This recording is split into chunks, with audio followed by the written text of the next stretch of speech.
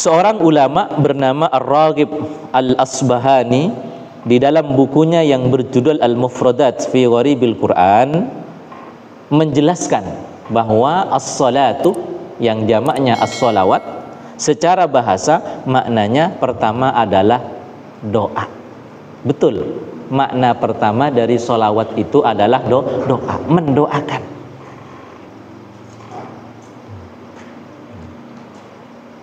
Seperti ya, kita bersolawat ya, kepada siapa?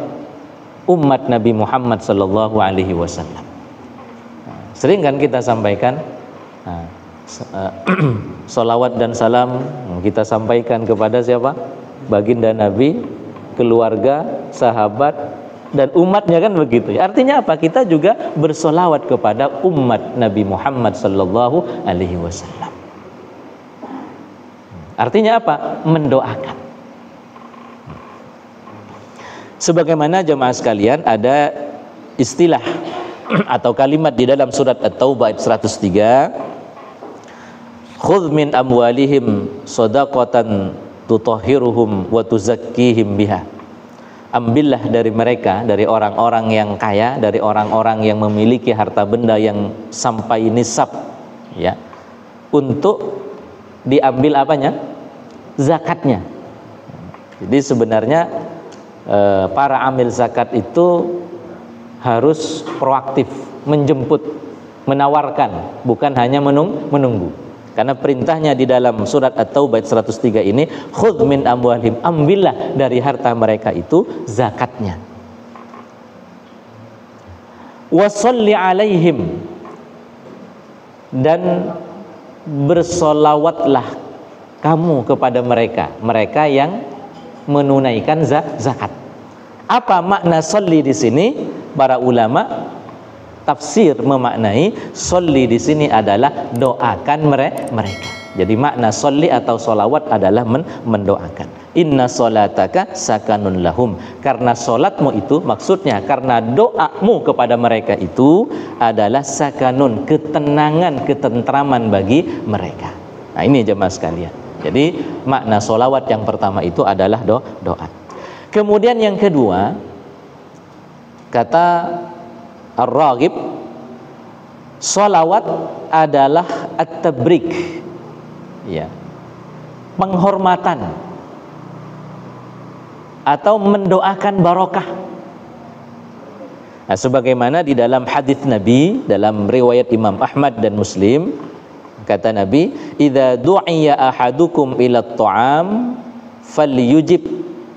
Apabila kamu atau salah seorang di antara kalian diundang untuk menghadiri walimah, ta'am, makan-makan, walimah, falyujib, maka datanglah.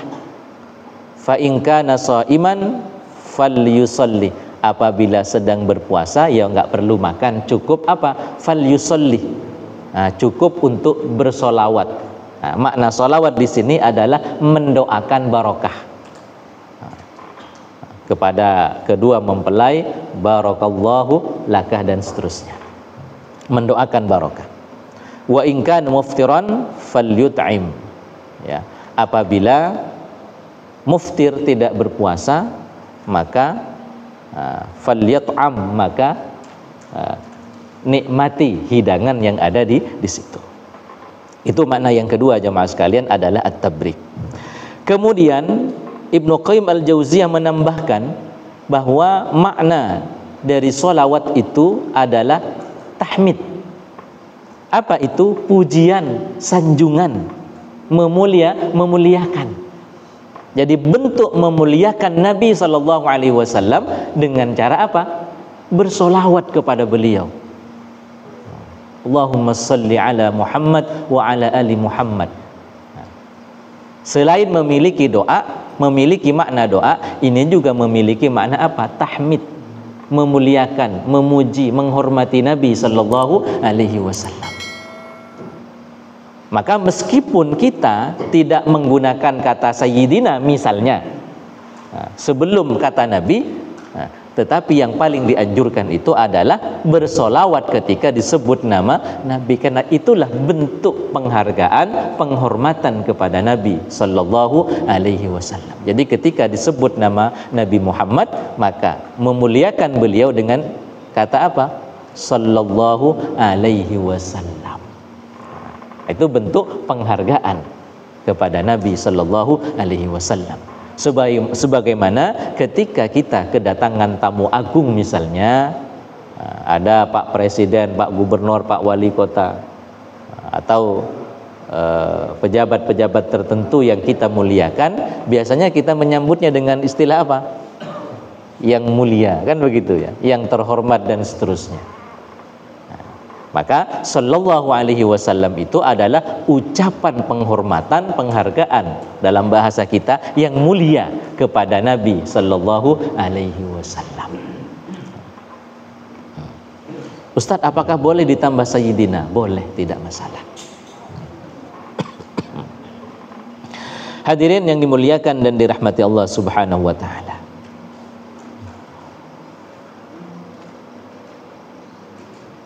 Syekh Ibnu Utsaimin di dalam Syarhul Mumti' menjelaskan ya, ayat innallaha wa malaikatahu yusholluna 'alan nabi, sesungguhnya Allah dan para malaikat bersolawat kepada Nabi. Salatullah fana'uhu alaihi, kalau Allah bersolawat itu maknanya adalah fana, pujian kepada Nabi Sallallahu Alaihi Wasallam. Karena istilah untuk Allah itu bukan mendoakan, tetapi apa? Memuji.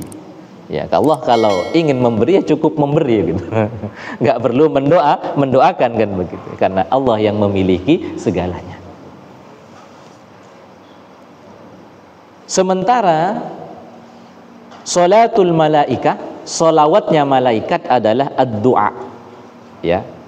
Mendoakan. Itu kata Syekh Ibnu Utsaimin. Adapun kita mengucapkan salam, kalau tadi kan solawat. Nah, mengucapkan salam kepada Nabi Sallallahu Alaihi Wasallam ini maknanya kurang lebih mirip sebagaimana yang disampaikan oleh Imam An-Nawawi Al-Bantani, seorang ulama besar dari Banten, meninggal di Saudi Arabia, dikuburkan di Ma'la. Ya. Beliau mengatakan bahwa salam kepada Nabi itu adalah memuliakan Nabi, menghormati Nabi dengan penghormatan yang tinggi. Nah, bukan kemudian apa? Nah, Nabi tidak selamat kemudian diselamatkan. Tetapi itu salam, kata salam, menyampaikan salam atau selamat, itu maknanya adalah memuliakan, menghormati Nabi dengan penghormatan yang tinggi. Itu kata Imam An-Nawawi Al-Bantani. Itu beberapa makna dari sholawat. Kemudian yang kedua jemaah sekalian, apa konsekuensi hukum dari perintah untuk bersolawat, dan kapan kita diperintahkan atau dianjurkan untuk bersolawat. Bapak Ibu hadirin yang dimuliakan dan dirahmati Allah Subhanahu wa Ta'ala, pertama, solawat di dalam solat, ya, solawat di dalam solat.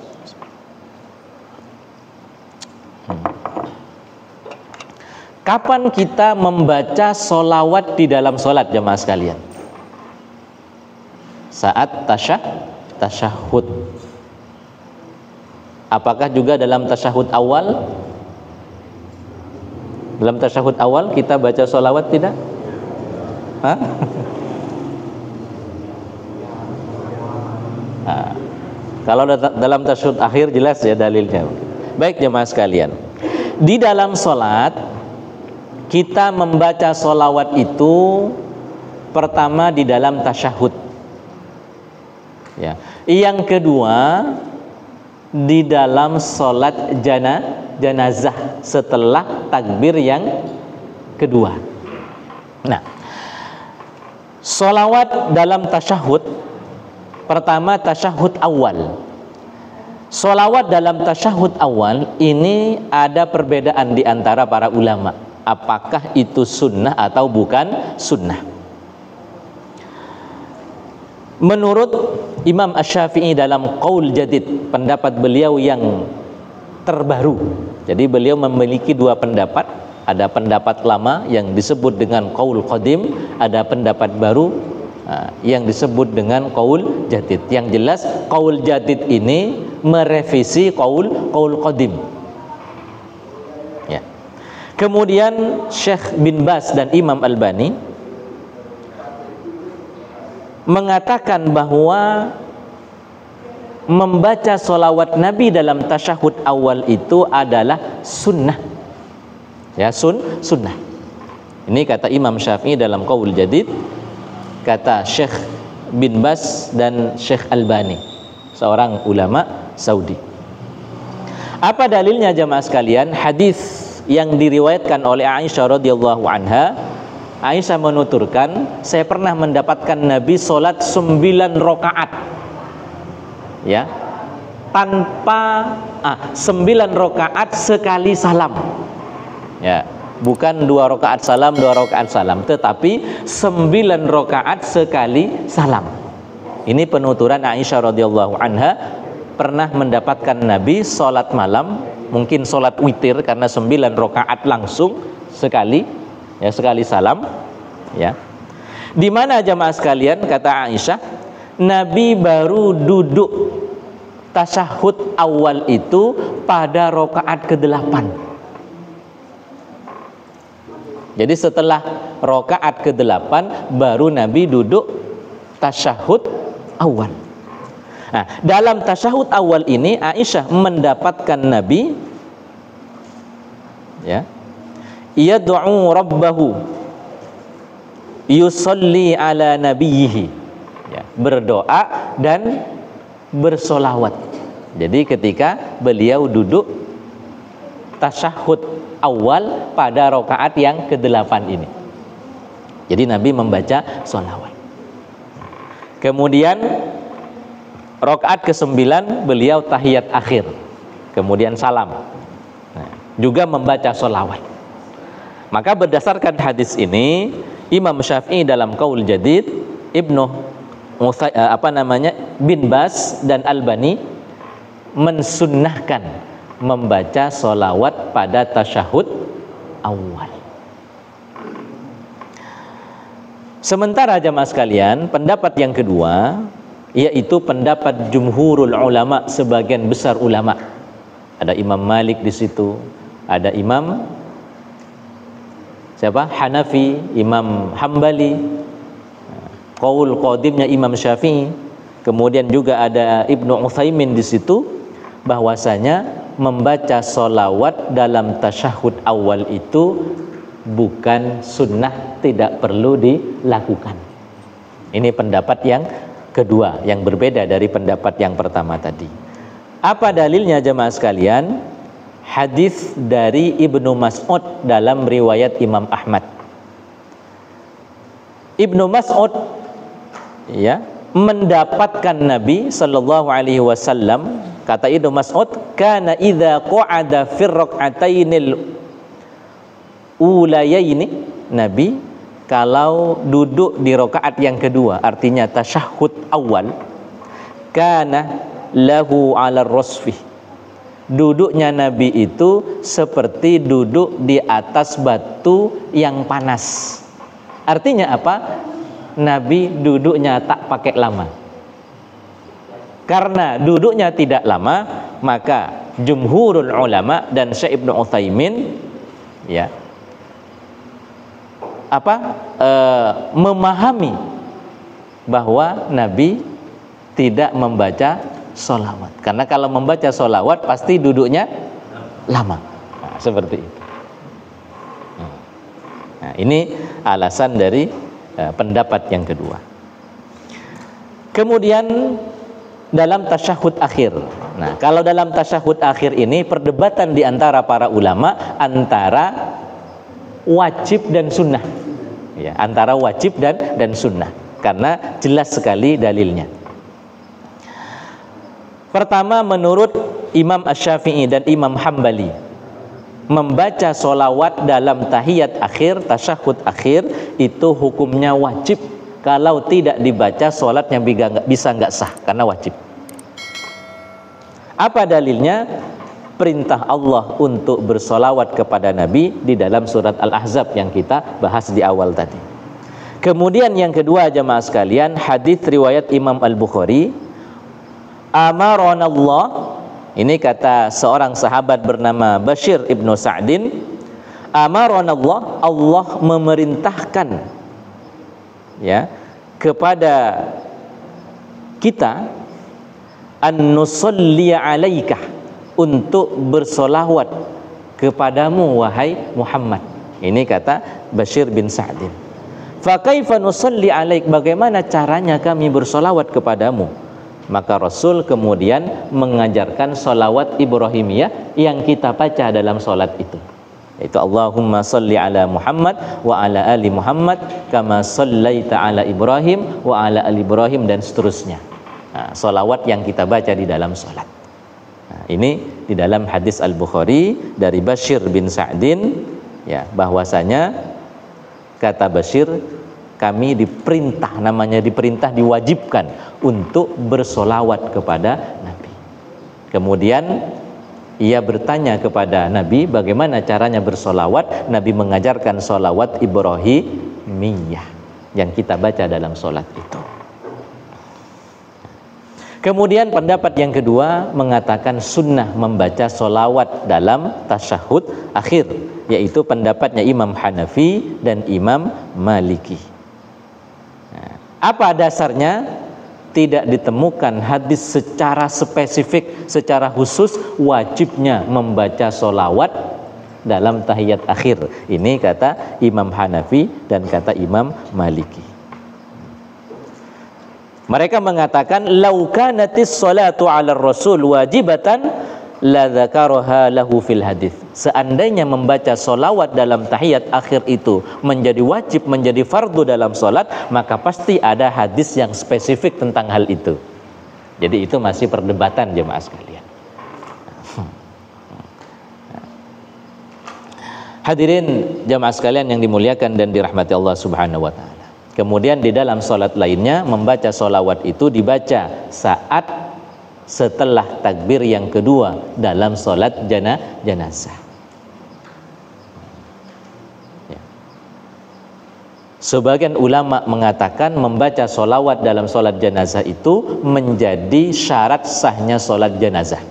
Artinya kalau kita nggak baca solawat setelah takbir yang kedua, solat jenazah kita nggak sah. Ini kata sebagian ulama, di antaranya ada Imam Syafi'i dan Imam Ahmad. Sebagian yang lain mengatakan membaca solawat dalam solat jenazah itu hukumnya sunnah. Hadirin yang dimuliakan dan dirahmati Allah Subhanahu wa taala. Nah, sekarang membaca solawat di luar solat. Pertama, apa hukum membaca solawat di luar solat? Imam Malik dan ulama-ulama madhab Maliki mengatakan wajib membaca solawat di luar solat minimal sekali seumur hidup. Itu kata Imam Malik, minimal sekali seumur hidup. Karena apa? Ini terkait dengan iman kepada Nabi Muhammad sallallahu alaihi wasallam. Tetapi pendapat yang masyhur itu kalau di luar sholat hukumnya sunnah, itu yang masyhur. Tapi Imam Malik mewajibkan meskipun hanya satu kali, karena ini terkait dengan iman kepada Nabi Muhammad sallallahu alaihi wasallam. Nah, kapan kita membaca sholawat? Ya, di luar sholat. Pertama jemaah sekalian, saat mengawali doa. Jadi kita ingin berdoa kepada Allah, maka disunnahkan untuk mengawali doa kita dengan diantaranya sholawat. Sebagaimana sabda Nabi di dalam hadis riwayat Imam Abu Dawud dan yang lainnya, "Idza shalla ahadukum falyabda bi tahmidillah wa tsana alaihi tsumma yusalli 'alan nabi sallallahu alaihi wasallam." apabila salah seorang di antara kalian ingin berdoa, maka mulailah doa itu dengan tahmid. Pertama dengan hamdalah, ya, memuji Allah Subhanahu wa taala. Setelah memuji Allah, kemudian dengan solawat. Setelah solawat, baru kemudian kata Nabi, tsummal yad'u ba'du bima syaa. Baru kemudian apa? Menyampaikan permohonannya, doa-doanya kepada Allah Subhanahu wa taala. Jadi dianjurkan kita memulai doa kita dengan solawat setelah tahmid. Dalam hadis yang lain, hadis riwayat Imam At-Tabrani, bahwa doa itu mahjub, kata Nabi. Doa itu terhalang. Hatta yusalliyad da'i ala Nabi sallallahu alaihi wasallam. Sampai orang yang berdoa itu, ya, mengucapkan, memulai doanya dengan solawat. Jadi pada dasarnya doa itu terhalang. Nah, cara membuka, penutup, penghalang dari doa ini, kata Nabi, dengan membaca solawat. Nah, ketika dibaca solawat, maka halangan doa ini terbuka. Artinya ketika terbuka, peluang untuk diterimanya doa, dikabulkannya doa itu besar. Karena apa? Penghalangnya sudah dicabut. Dan cara mencabutnya dengan membaca apa? Solawat Nabi. Ini di dalam hadis Imam At-Tabrani. Itu waktu kita membaca doa yang pertama. Kemudian yang kedua, jamaah sekalian, adalah saat disebutkan nama Nabi Muhammad sallallahu alaihi wasallam.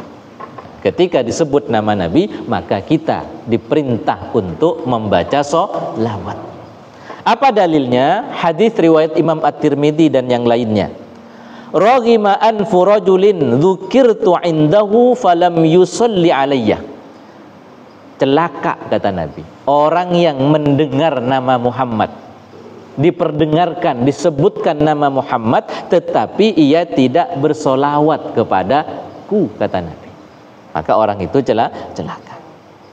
Dalam hadis yang lain disebutkan al-bakhil, bahkan kullal bakhil, orang yang paling bakhil, sebakhil-bakhilnya orang, sepelit-pelitnya orang itu, alladzi dzukirtu indahu falam yusalli alayya, orang yang ketika disebutkan mendengar nama Muhammad tetapi tidak bersolawat. Nah, itu orang yang paling bakhil. Jelas jemaah sekalian? Nah, jangan sampai kita mendapatkan peringkat orang paling bakhil karena tak mau bersolawat saat disebutkan nama Nabi. Yang ketiga, memperbanyak solawat di hari Jumat. Jadi kalau kita mendengar ini hari Jumat, mari kita banyak bersolawat. Ini ada dalilnya, ada dasarnya, jemaah sekalian. Apa dalilnya? Hadis riwayat Imam Abu Daud dan yang lainnya. Artinya selain Abu Daud, banyak lagi perawi hadis yang meriwayatkan hadis ini. Inna afdala ayyamikum yaumul jum'ah. Hari yang paling utama itu, kata Nabi, adalah hari Jumat. Fa'aksiru alayya minas sholah. Maka perbanyaklah membaca solawat kepadaku. Fa inna sholatakum ma'rudatun alayya. Karena solawat yang kamu baca itu sampai kepadaku. Kita mengucapkan solawat, membaca Allahumma salli ala Muhammad atau sallallahu ala Muhammad atau solawat-solawat yang lain, Allahumma salli ala Muhammad dan seterusnya, ya, itu sampai kepada Nabi sallallahu alaihi wasallam. Kita mengucapkan penghargaan kepada manusia, kalau tidak ada yang menyampaikan, sampai enggak? Enggak sampai, jemaah sekalian. Nah, yang kita muliakan Pak Wali Kota, tapi enggak ada yang menyampaikan, ya enggak sampai gitu ya. Kecuali nanti misalnya Mas Zainal datang ke Pak Wali, Pak Wali tadi Ustadz Bayrus menyampaikan penghormatan kepada jenengan, baru sampaikan begitu ya.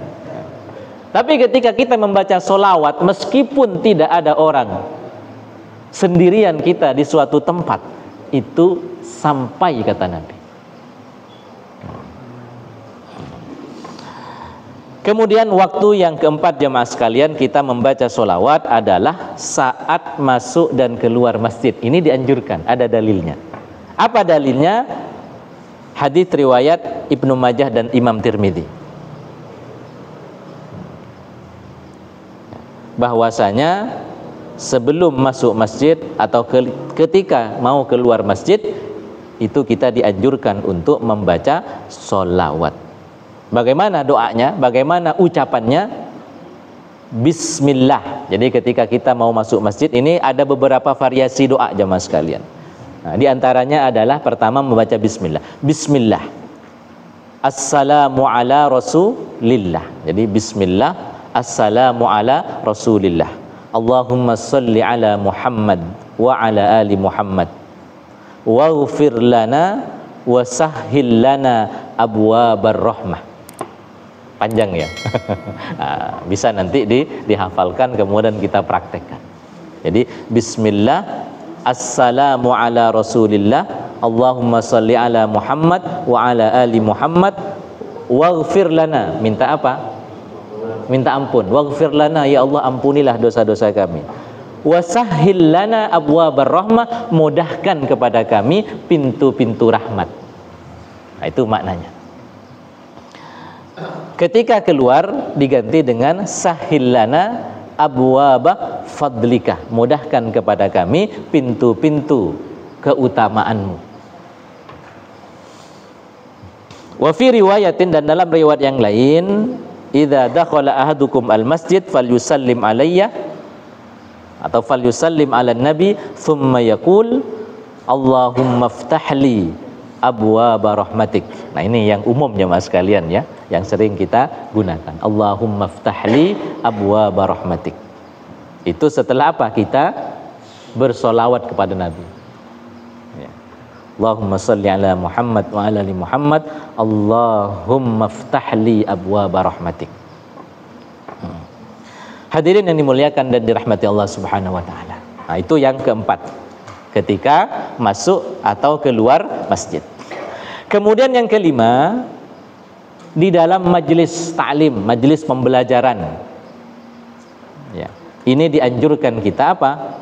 Memulai dengan solawat, memperbanyak solawat, mengakhiri dengan solawat. Apa dasarnya? Hadits riwayat Imam Ahmad. An Aisyah, dari Aisyah radhiyallahu anha. Zayyinu majalisakum bis salati alayya. Hiasilah majlis-majlis kalian, majlis zikir, majlis ibadah, majlis ta'lim dan seterusnya, itu dengan memperbanyak membaca solawat. Nah, jadi ketika YIN mendatangkan Habib Syekh ya, Ustadz Ma'ruf dulu. Nah, orang yang nggak paham dalil mungkin, ini kok solawatan di kampus ini, apa ada dalilnya dari Nabi? Ini dalilnya. Berbanyaklah membaca solawat dalam majelis-majelis kalian.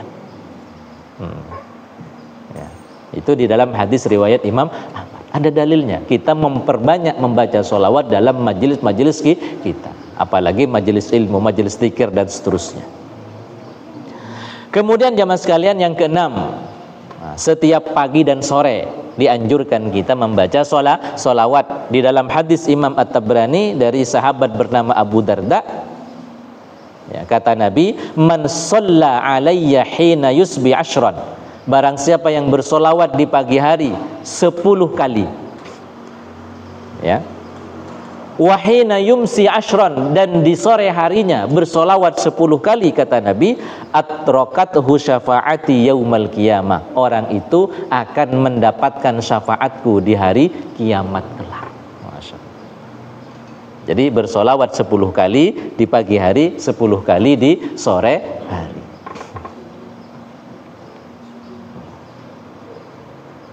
Kemudian yang ketujuh, yang terakhir jemaah sekalian, adalah mengawali dan mengakhiri majelis taklim dengan membaca sholawat. Dari berbagai hadis yang kita sampaikan tadi dan hadis-hadis yang lain yang belum kita sampaikan, qala Syafi'i, Imam Syafi'i berkata, ahabbu ayyuqaddimal mar'u baina yaday khutbatayhi wa kullu amrin talabahu hamidallah wa thana alaihi wassalatu ala rasulillah. Ahabbu, sangat dicintai. Artinya apa? Mustahab, disunnahkan untuk mengawali khutbah itu dengan hamdalah dan sholawat. Termasuk kata Imam Syafi'i, wa kullu amrin talabahu, setiap kita menuntut ilmu itu sunnah mengawali dengan sholawat, mengakhiri juga dengan sholawat. Maka jamaah sekalian, beberapa tradisi di bangsa kita, termasuk di kampung kami di Jawa Timur, di Madura sana itu, sholawat itu menjadi bacaan sapu jagat. Apa-apa sholawat begitu. Lah ya, ya apa-apa sholawat. Saya pernah dulu ketika jalan sama ibu di tempat yang gelap, dulu tidak ada listrik gitu ya. Dekat kuburan, semakin dekat dengan kuburan sholawatnya semakin tinggi. Menghilangkan rasa takut. Baca sholawat kan. Termasuk jamaah sekalian, ketika kita kumpul-kumpul membubarkan jamaah pun dengan apa? Allahumma sholli ala Muhammad. Ini tandanya bubar gitu ya. Jadi apa-apa dengan sholawat. Jadi mengawali, mengakhiri dengan sholawat. Ada dalilnya gitu. Mungkin kita kok membubarkan dengan sholawat kan gitu ya. Ternyata ketemu juga dalilnya gitu. Jadi mengawali dan mengakhiri pembelajaran dengan sholawat. Ini pendapat Imam Syafi'i.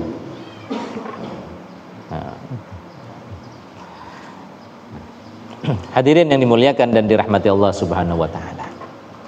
Bagaimana bacaan sholawat itu?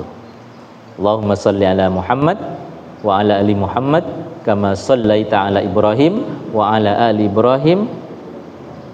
Nah, kalau dalam riwayat Bukhari, innaka Hamidum Majid.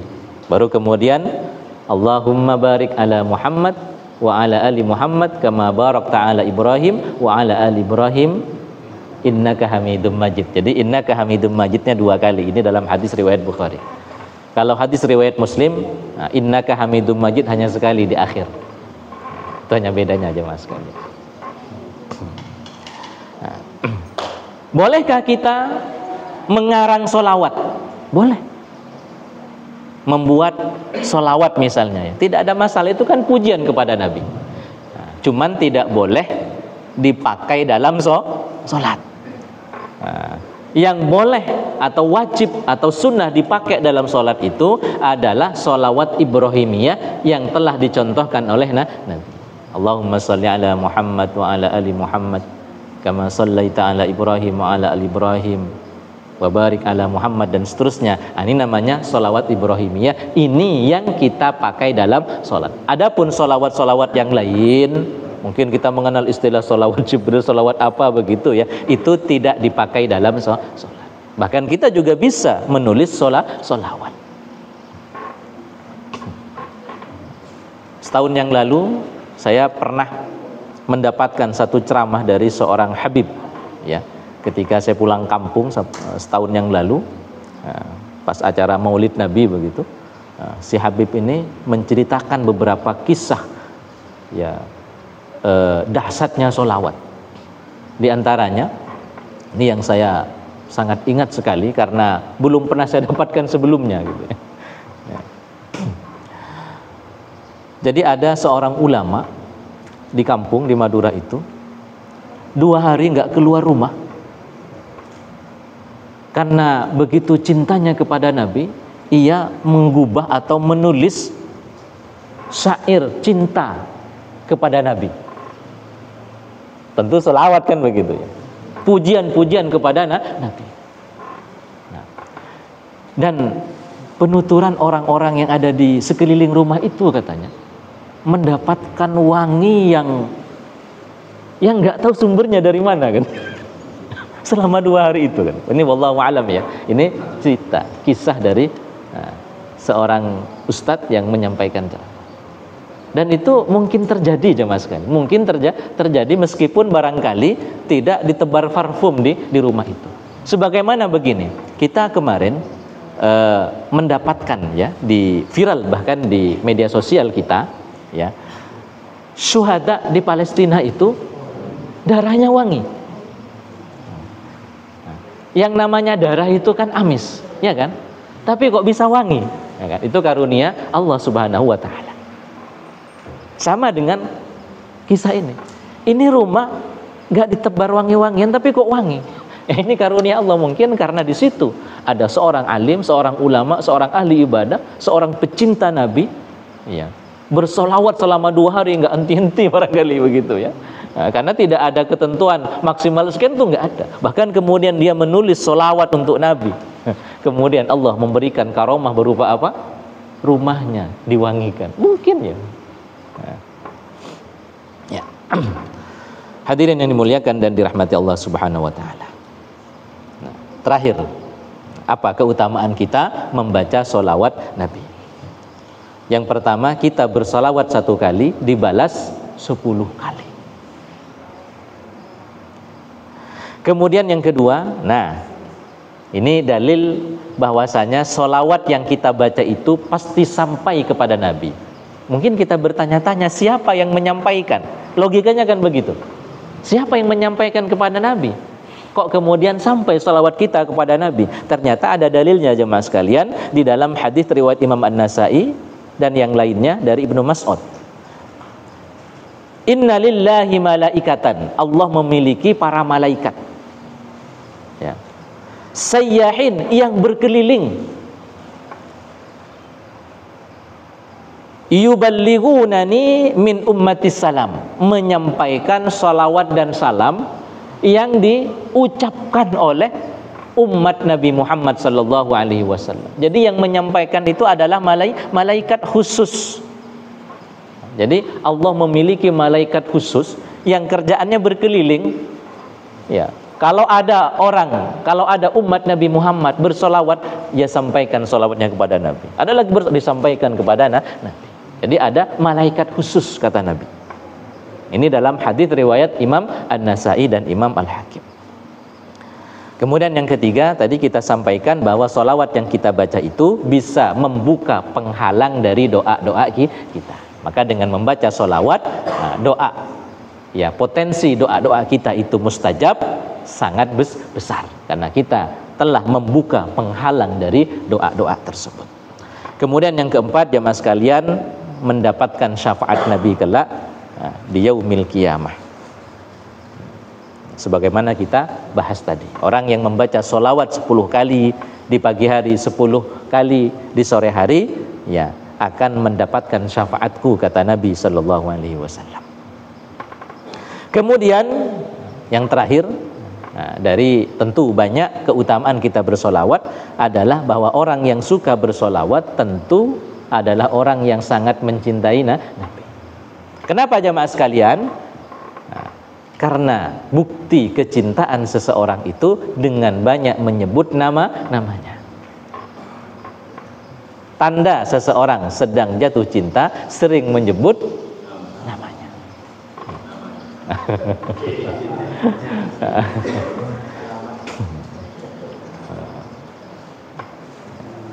Nah, nanti di akhirat orang yang suka bersolawat di dunia, manzilahnya, kedudukannya, tempat tinggalnya akan berdekatan dengan Nabi sallallahu alaihi wasallam. Di dalam hadis riwayat Imam Al-Baihaqi, Nabi mengatakan, "Faman kana aktsaruhum alayya salatan kana aqrabahum minni manzilatan." Orang yang paling dekat manzilahnya, tempat tinggalnya, kedudukannya kelak di surga adalah orang yang paling banyak bersolawat kepada Nabi. Dekat manzilahnya dengan Nabi sallallahu alaihi wasallam.